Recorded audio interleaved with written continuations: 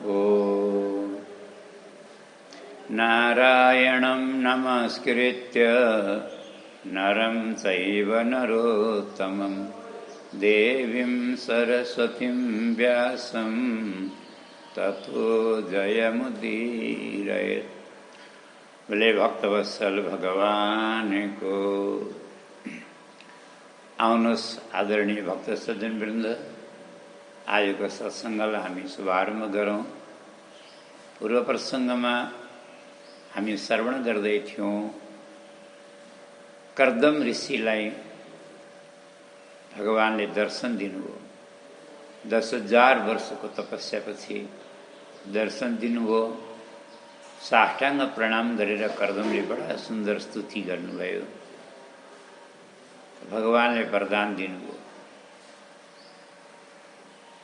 तथा सचाहम परिबोढु काम, म विवाह गर्न चाहन्छु, परन्तु साधारण पत्नी होइन, मेरो धर्मलाई साथ दिने, मेरो धर्म निभाउने कामधेनु गाई जस्ती सुशील शील स्वभाववाली कन्या म चाहन्छु। भगवानले ठिक पर्सि स्वयम्भू मनु आफ्नी पुत्री देवहूतिलाई लिएर आउने छन्, विवाह गर्नु भन्नुभयो र एउटा वरदान आफ्नो तर्फबाट दिनु, ऋषिवर तपाईको घरमा एक दिन म स्वयं पुत्र बनेर आउनेछु। एउटा कथा याद आउँछ, वृन्दावनमा उडिया बाबा नाम गरिएका एउटा सन्त हुनुहुन्थ्यो। उहाँको आश्रम छ अहिले पनि, उहाँको शरीर छैन, तर उहाँको मन्दिर छ, उहाँको मूर्ति शालिग छ, नित्य सेवा पूजा हुन्छ। उहाँको सत्सङ्गमा मान्छे टाढा टाढाका सुन्न आउँथे। एक दिन सत्सङ्गमा गीतामा प्रवचन गर्दै हुनुहुँदो रहेछ।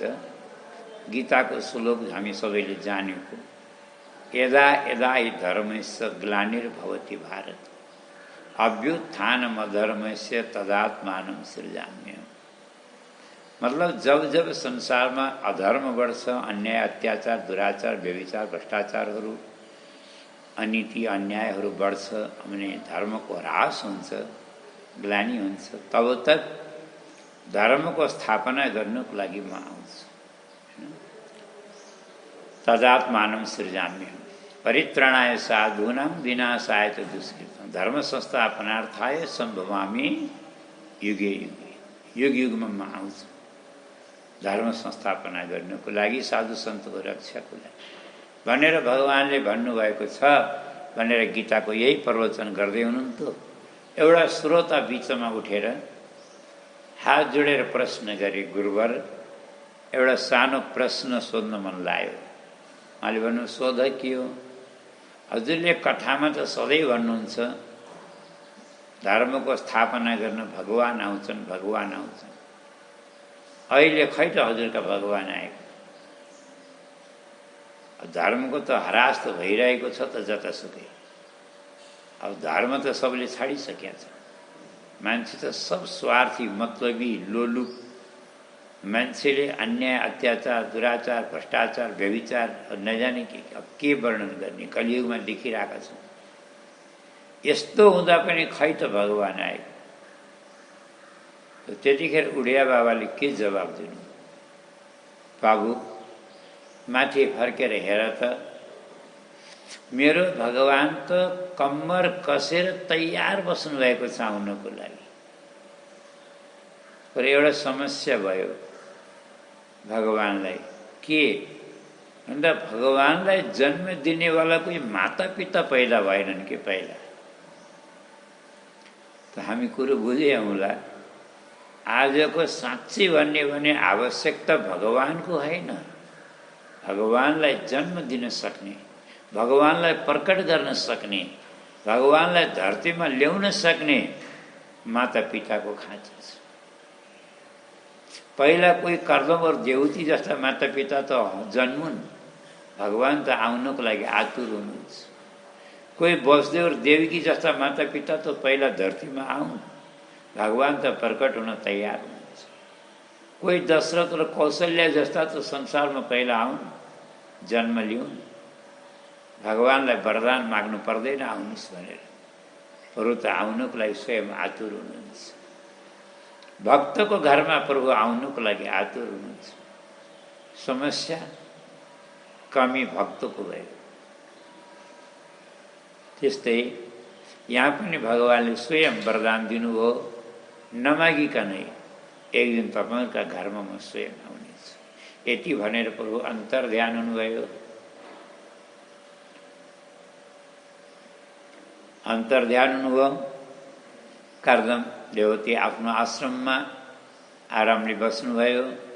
ठिक तेस्रो दिन भगवानले भन्नुभएको थियो नि, परस्व धर्म कोविद, परस्व भनेको पर्सि भन्नुभएको थियो। त ठिक तेस्रो दिन स्वयम्भू मनु आफ्नी धर्मपत्नी शत्रुपाको साथ आफ्नी पुत्री देवहूतिलाई लिएर रथमा राखेर आउनुभयो। त्यो वनको प्राकृतिक छटाको दर्शन गर्दै, प्रकृतिको सौन्दर्यलाई निहार्दै, अवलोकन गर्दै, आनन्द लिँदै आज वनमा, उपवनमा जहाँ ऋषिमुनिहरूका अनेकौँ कुटियाहरू छन्, ऋषिमुनिहरूको समाज छ, गाउँ छ, त्यहाँ पाल्नुभयो। कर्दम ऋषिका आश्रममा कुटियामा पाल्नुभयो। कर्दमजी उठेर स्वागत गर्नुहुन्छ। हुन त राजाको लागि ऋषिहरू पूज्य हुन्छन्, मान्य हुन्छन्, मान गर्नुपर्ने त राजाले हो। तर हामी सबैको एउटा कर्तव्य हुन्छ, दायित्व हुन्छ। हाम्रो घर आँगनमा, कुटियामा चाहे जोसुकै आओस्, जो अतिथिको रूपमा, पाहुनाको रूपमा कोही आउँछन्, अभ्यागतको रूपमा, हामीले सम्मान गर्नुपर्छ। यो कर्तव्य हो। और गृहस्थीको त विशेष गरेर कर्तव्य हुन जान्छ। त्यही भएर आफ्नो कर्तव्यको पालन गर्नको लागि कर्दमजी आसनबाट उठ्नुभयो। राजालाई देखेर स्वागत गर्नुभयो, अगुवाई गर्नुभयो, आसनार्पण गर्नुभयो, बस्नको लागि आसन टक्र्याउनुभयो, 3टा आसन दिनुभयो। और राजा रानी त गएर आफ्नो आफ्नो आसनमा बसे, पर देवहूतिलाई बडा सङ्कोच भयो। किन भन्दा यी त मेरा हुनेवाला पति हुन्, और पतिलाई मैले आसन टकार्ने कि पतिले दिएको आसनमा म बस्ने है। खेर अचलका नारीहरूलाई त तपरे थाहा पनि छैन, जसले जलाइदिए पनि भयो, केही फरक पर्दैन। पर पहिला जमानामा अर्कै मर्यादा थियो है। अब बुढा पुराना माताहरूलाई सोध्नु अझै पनि कस्तो चलन थियो, कस्तो मर्यादा थियो।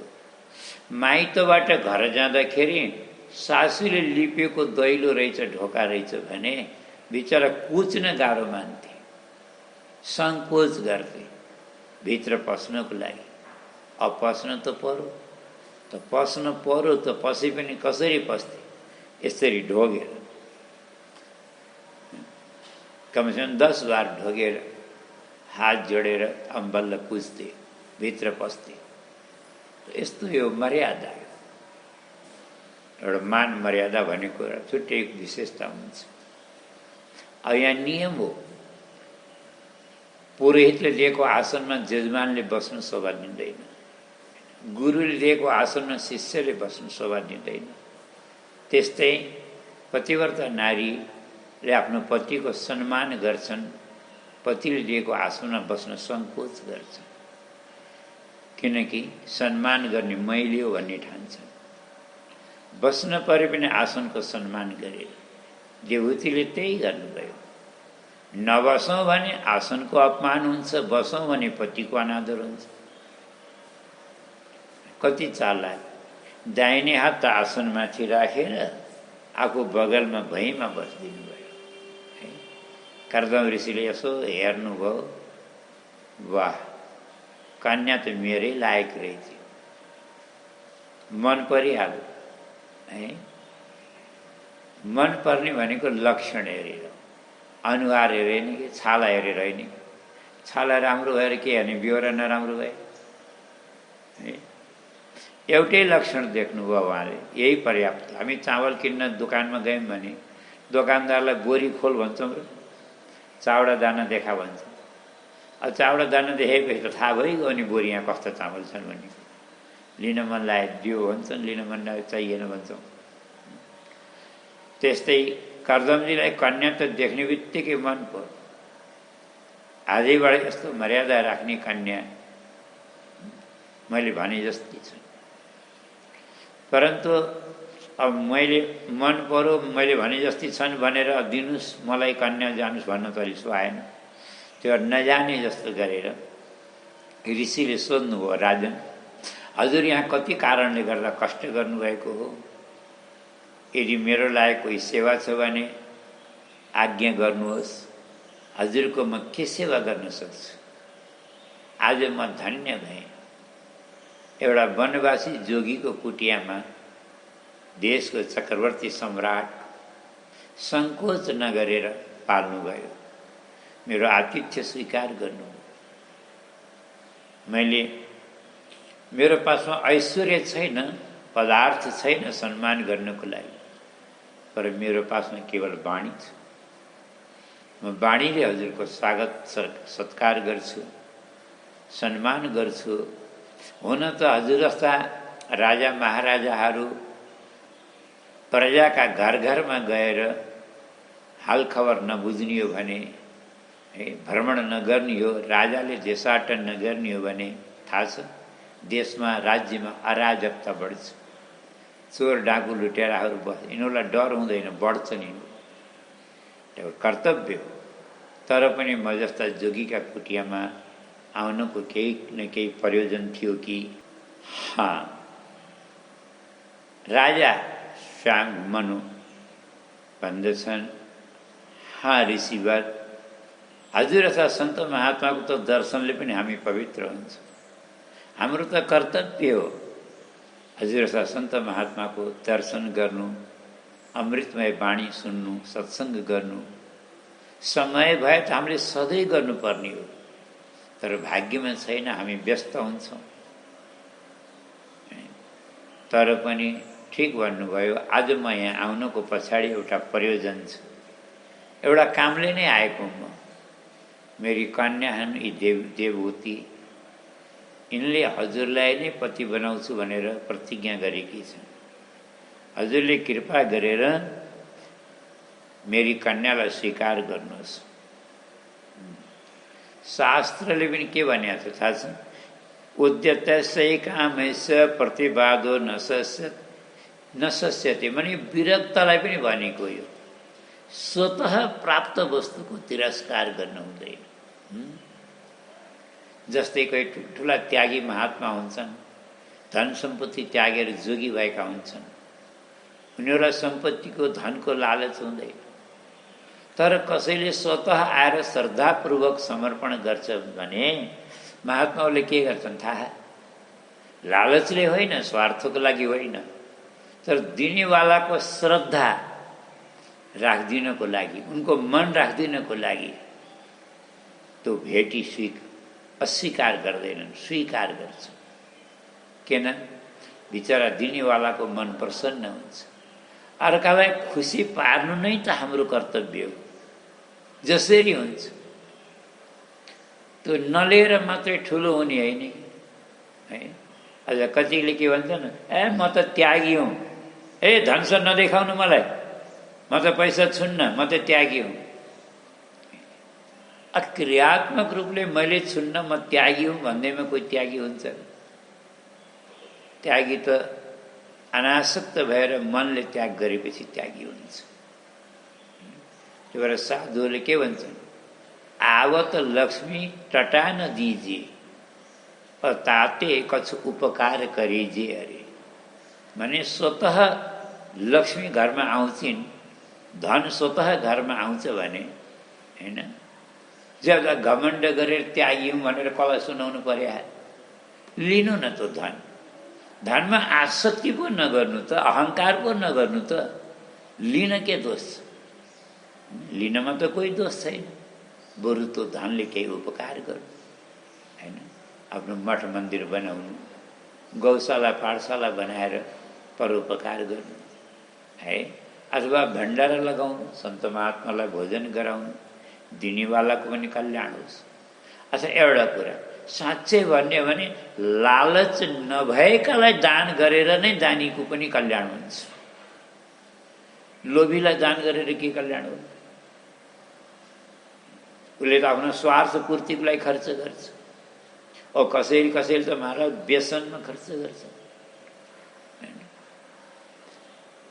लालच नभएका मान्छेले मन राख्नको लागि जसले लिन्छ तिनीहरूले राम्रो काममा खर्च गरिदिन्छ। राम्रो काममा खर्च गरेपछि दिनेवालाको पनि कल्याण हुन्छ है। त्यही भएर त साधु महात्माले ठुला ठुला आश्रम बनाउँछन्, गौशाला बनाउँछन्, पाठशाला बनाउँछन्।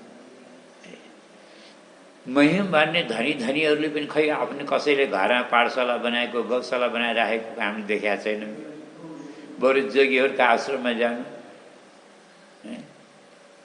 कस्ता गौशालाहरू छन्, पाठशालाहरू छन्, धर्मशालाहरू छन्, वृद्धाश्रमहरू छन्, कल्पवास गरेका छन्, भजन गरेका छन्। वृद्धहरूले कस्तो भक्तहरू आउँछन्, भण्डारा हुन्छ, प्रसाद वितरण हुन्छ। त्यही भएर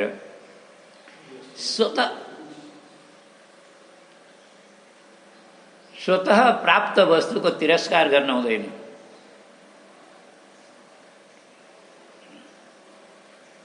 पहले भक्तवत्सल भगवानको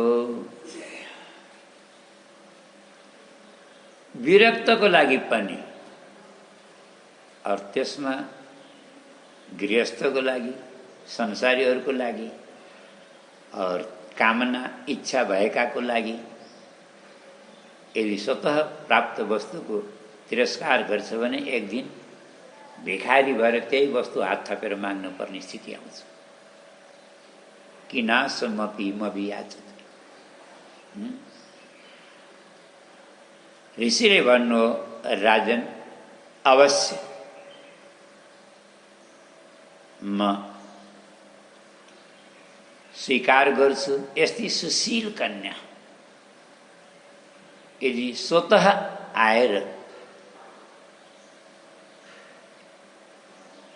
मसँग विवाह गर्न चाहन्छन् भने यस्ती कन्यालाई कसले ठुक्राउला? म ब्राह्मण विधिले बिहा गर्छु।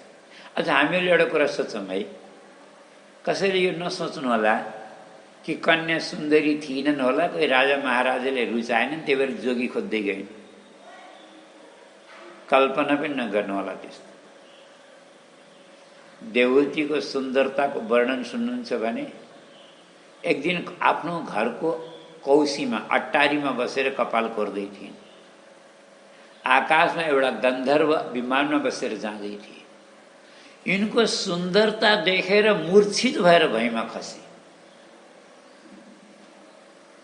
अब कल्पना गर्नु कति सुन्दरी होली। यिनलाई राजा महाराजा होइन, साधारण मनुष्य होइन, देवताहरू चाहन्छन्, गन्धर्वहरू चाहन्छन् यिनीसँग विवाह गर्न, सम्बन्ध राख्न, बनाउन। तर सबलाई ठुक्राएर एउटा महात्मालाई पति बनाउन चाहन्छ। यसको पछाडि कारण त बुझ्नु हैन। कारण हामीले पूर्व भागमा नै निवेदन गरिसकेका छौँ। त्यही भएर ऋषिले भन्नुहुन्छ यस्ती कन्या, यस्ती सुन्दरी और सुशील कन्या स्वतः आएर प्रार्थना गर्छिन् भने यस्ती कन्यालाई कसले छोड्छ? अवश्य म ब्रह्म विधिले बिहा गर्छु, परन्तु राजन मेरो एउटा सानो शर्त छ। के होला? म तब तक गृहस्थीको रूपमा रहन्छु, हजुरकी कन्यासँग पतिको रूपमा बस्छु, जब तक एउटा बालकको जन्म हुँदैन, एउटा सन्तानको जन्म हुँदैन।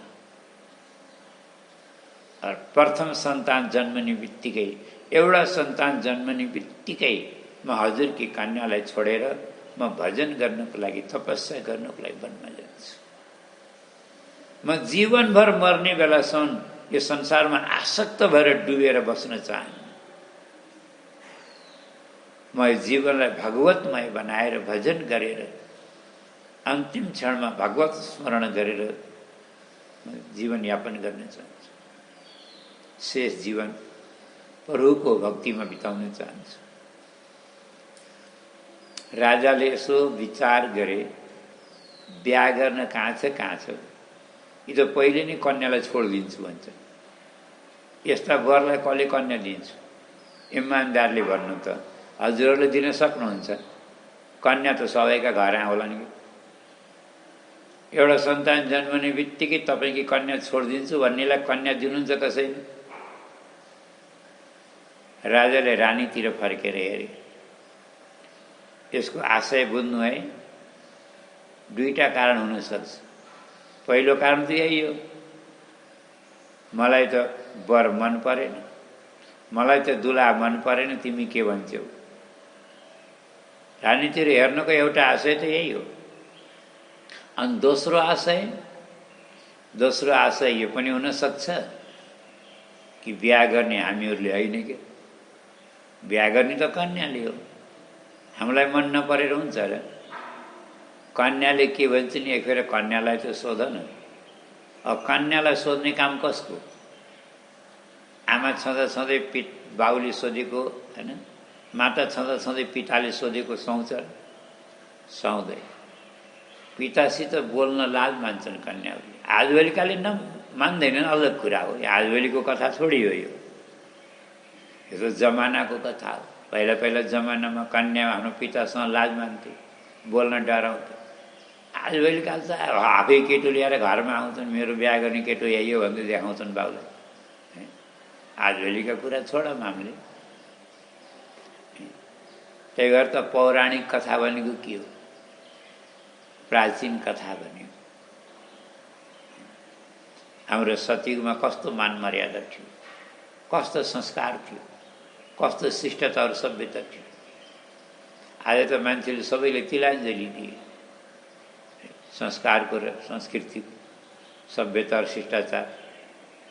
लाज भन्ने कुरा त गयो, लाज श्रम भन्ने कुरा त थाहै छैन। अब रानीले कन्यातिर फर्केर हेऱ्यो। अब कन्याले कता हेर्ने? राजाले रानीतिर, रानीले कन्यातिर। कन्याले मुसुक्क मुस्कुराएर आफ्नो शिर निहुराइन्। यसको अर्थ हामीले बुझ्यौँला के? शास्त्रले के भन्छ? मौनम स्वीकृति लक्षणम। कन्यालाई वर मन पर्यो भने बोल्दैनन्, बस मुसुक्क हाँसेर मुस्कुराएर शिर निहुरायो भने त्यो मौन भाषा हो। बुझ्नुपर्छ कन्यालाई वर मन पर्यो भने। अचालकाले जस्तै ठट्ठडै काम बोल्थ्यो, एउटा कुरा। अब दोस्रो कुरा यो पनि हुनसक्छ, अच्छा छोडिदिन्छु भन्न त सजिलो छ होइन, जसले पनि भन्छ। तपाईँले घरमा पति पत्नीमा रिस उठ्यो, खटपट भयो, झगडा भयो भने झोकमा जसले पनि भन्छ अलि धेरै रिस नउठा, छोडेर जाउँला काशीतिर भन्छन्, भन्दैन? सबैकाले भन्न आउने है। तर एउटा कुरा म भनिदिन्छु है, लेखेर राखे पनि फरक पर्दैन। जसले बातमा छोडिदिन्छु छोडिदिन्छु छोडिदिन्छु भन्छ नि, लेखेर राख्नु होला, त्यसले जिन्दगीमा कहिल्यै छोड्दैन, छोड्न सक्दैन। किन? छोड्ने मान्छे त मुखले भन्दै भन्दैन, ऊ त हिँडिहाल्छ। जसले छोड्न सक्दैन त्यसैले घुड्किदिन्छ, छोडिदिन्छु छोडिदिन्छु छोडिदिन्छु। थाहा छैन यो नामै त परिवार। परिवार कसलाई भन्छ? यो नेपाली शब्द होइन कि संस्कृत शब्द हो। संस्कृत शब्दमा एक एक अक्षरको पनि शब्द भन्छ। यहाँ पनि दुईटा शब्द मिलेर एउटा शब्द बन्या। परि अलग हो, बार अलग हो, तब परिवार बन्छ। परिको अर्थ हुन्छ परित भनेको चारैतिरबाट। अब बारको त सबैलाई थाहा होला अर्थ के हो। बार दिवार, द्वार बारेर चारैतिरबाट बारेर अनि घेराबन्दी गरेर जो बिचमा फस्छ त्यसलाई परिवारवाला भन्छ। अनि निस्केर जाने कहाँबाट? थाहा छ गरुड पुराणमा के लेख्या छ? फलामका साङ्लाले बाँधेको व्यक्ति त सम्भव छ एक दिन छुटेर जाला, परन्तु पुत्रदारमय पासे पुमान बद्धो नमुच्यते। यो परिवारका बन्धनमा बाँधिएको व्यक्ति चिताउनु पनि पर्दैन छुट्ला भनेर। यो बन्धनबाट कोही छुट्न सक्दैन। नामै त परिवारको बन्धन। अहिले त ब्रह्मचारी छन्, यिनलाई थाहै छैन, त्यो भएर छोडिदिन्छु भने बिहा गरेपछि बल्ल थाहा पाउँछ, बल्ल थाहा हुन्छ परिवारको बन्धन कस्तो हुन्छ। जोगीलाई के थाहा है? ब्राह्म विधिले बिहा गरिदिए, कन्यादान गरे, आशीर्वाद दिए र माता पिता गए। माताले जाने बेलामा बस केवल 2टा शब्द उपदेश गरेर गए। अच्छा, समझदार कन्यालाई इशारा बहुत हुन्छ। अब मूर्खलाई जति सम्झाए पनि उही त अगर 12 वर्ष रामायण पढो, सीता कसकी जोई। एउटाले गुरुकुलमा गएर 12 वर्ष रामायण पढेछ। अब गुरुजीले भन्नु कति पढ्छस् भाइ, जा अब छुट्टी भयो तेरो। झोला बोकेर गएछ पर, ढोकाबाट बाहिर गएको, फेरि फर्केर आयो। गुरुजी एउटा कुरा बिर्से, घर गएर कसैले सोध्यो भने के भन्ने होला? के बिर्सिस् भन्नु त? सीता कसकी पत्नी थिइन अरे, रावण कि रामकी भनेर सोध्थ्यो अरे कि। त्यही भएर उखान भन्यो, 12 वर्ष रामायण पढो, सीता कसकी जोई। मूर्खलाई जति पढाए पनि जति सम्झाए पनि केही फाइदा छैन, दुःख मात्रै। माताले बस यति भनिन्, पुत्री, आफ्ना पतिका घरमा कोही यस्तो गलत कर्म नगर्नु, यो आफ्नी आमाको कीर्ति कलङ्कित होस्। मेरो दूधको लाज राख्नु।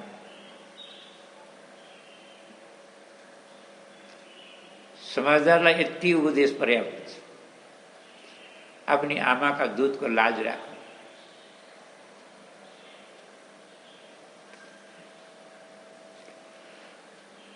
अब बिदाईको बेलामा दुःख त हुन्छ कि है। सबै रुँदै माता पिता फर्के। देवहूति आफ्ना पतिका सेवामा समर्पित हुनुभयो।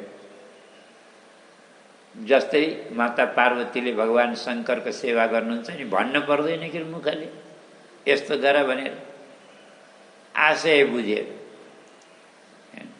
त्योभन्दा ज्यादा भए इसारा सम्झेर सेवा गर्नुहुन्छ। त्यस्तै देवहूतिले पतिको सेवा। कर्दमको त समाधि लाग्यो, समाधि लाग्यो वर्षौं तक। सेवा गर्दा गर्दा गर्दा यिनको शरीर एकदम दुब्लो पातलो भयो। कपाल त कोर्नै छोडिन्, जटा भयो। ती माइतबाट माता पिताले दिएका जो बहुमूल्य थिए नि, वस्त्र अलङ्कार, वस्त्राभूषण, ती सब उतारेर एउटा पोको बनाएर कुटियाको कुनामा झुन्ड्याए काटीमा। यिनको केही काम छैन।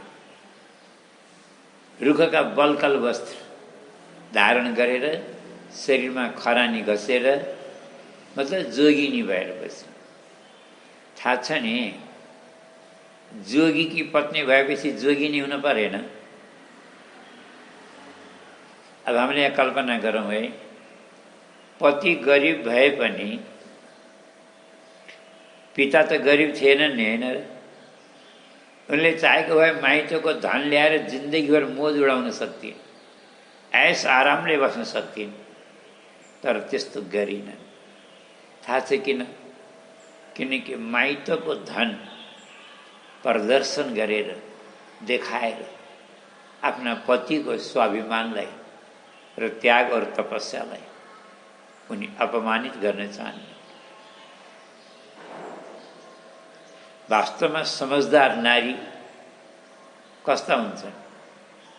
पतिका घरमा गएर जसले कहिले पनि माइतको घमण्ड देखाउँदैन। शास्त्रमा के लेख्या छ? जस्तै मरेर परलोक जाने बेलामा जीवात्माले अन्तिम बेलामा, मर्ने बेलामा संसारको र स्वजनको,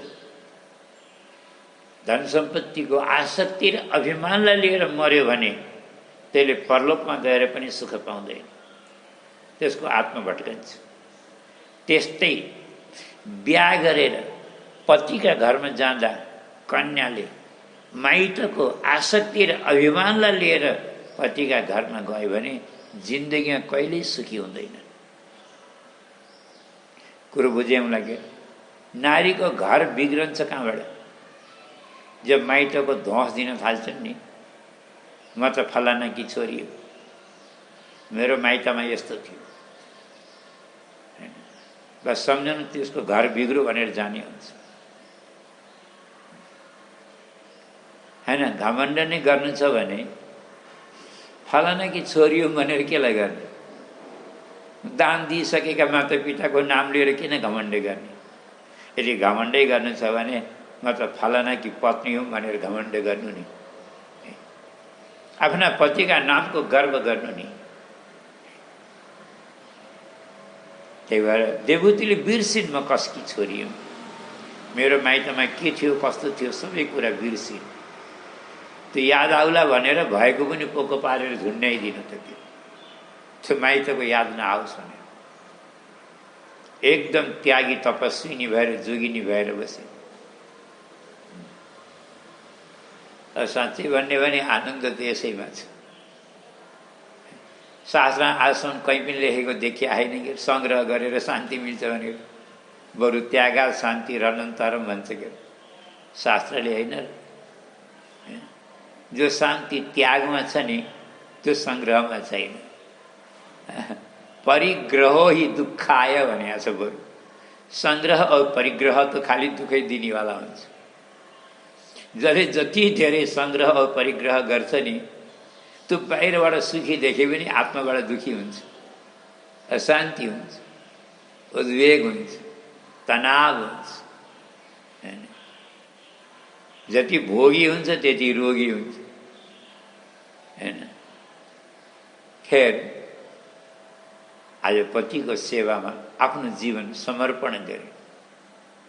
धेरै दिनपछि आहा आज पतिको समाधि खुल्यो, जाग्नुभयो।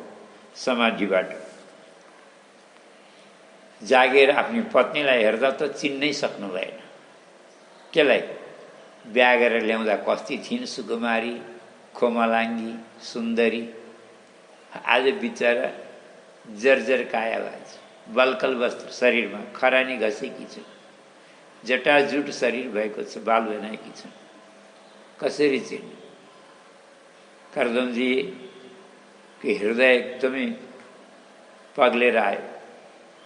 भन्नुभयो, तुष्टोऽहमद्य तव मान विमान दाया शुश्रूषया परमया परया च भक्त्या यो देहि नान्वयमतीव सूर्यस्वदेहो नावेक्षित समुचित क्षपितुं मदर्थे।